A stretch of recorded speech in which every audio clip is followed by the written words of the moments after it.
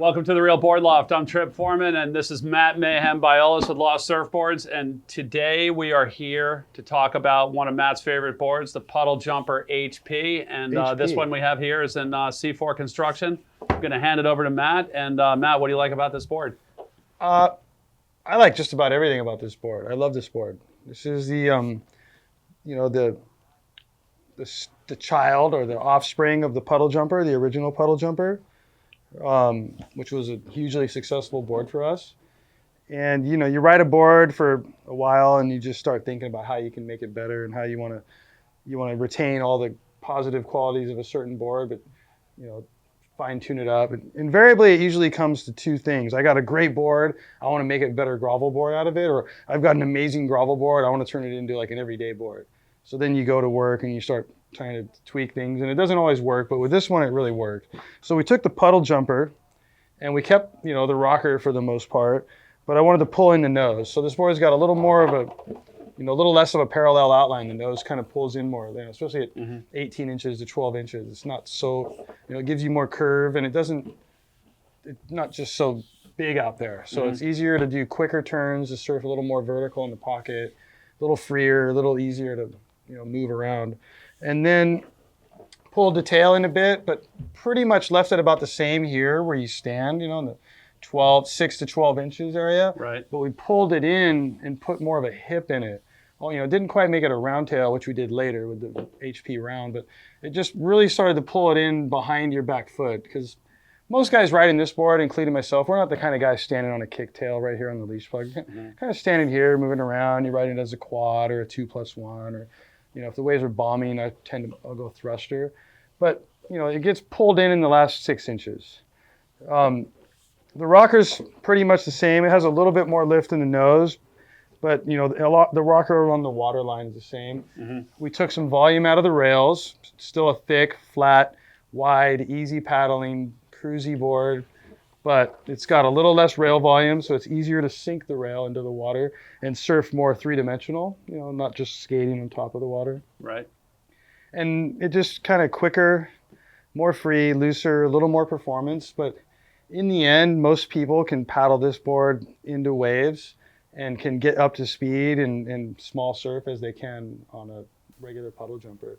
It's just easier to move around once you're on your feet. Is it as easy to catch waves as the regular Puddle Jumper? I think so, and especially if you ride it an inch longer. Like I ride this board, the original Puddle Jumper, I always rode 5'10", 5'11" maybe. This board, I can ride 6'0", 6'2". I rode a 6'2" in Indo on the small days. We had a few days of literally waves this big along like a running little reef break, backside primarily, left. And I rode a 6'2", one of these with a twin+1 and just had a blast. Just wing, wing, wing turns and playful, and like literally like waves waist to stomach. What about ease of surfing it, like kind of forgiveness, making you feel like, people buy Puddle Jumpers and love Puddle Jumpers because they surf the best on that board in that gripper. Yeah. Does it still have that same kind of feeling? I believe so, and I believe you can ride this board an inch to 2 inches bigger. Okay. To get the width the same, you're going to want to go almost 2 inches longer. Okay. And because the nose is so much narrower with a little more nose rocker, it doesn't feel really long, it still maneuvers. But yeah, the size scaling on this is narrower and thinner per the same size as the original Puddle Jumper. And it's got a narrower nose and narrow tail block, so it's almost designed to be ridden 1 to 2 inches longer. What about wave range? Like for your own personal use, like where do you think this board excels? This board excels in hip high to chest high waves. And the range, depending on your fin setup, can go well overhead. And what about like on the bottom end? Like if bottom end with a twin fin with a stabilizer, you can surf, little waves around here in the knee high range. Yeah. So you've said twin fin plus stabilizer twice. Yeah. Which is like, people look at this board and it's not an MR. No. So like, why would you put a twin fin and a stabilizer in it? It shortens the turning radius and really loosens the board up, and it's just another approach. What about like drive out of a twin fin? The board's flat enough that it's still got plenty of drive. I think you can ride a twin plus stabilizer on just about any flat rockered board that uses V in the tail to turn instead of concave and rocker. So this has a the board design, this board's built around a low tail rocker with a spiral V bending the rail rocker up.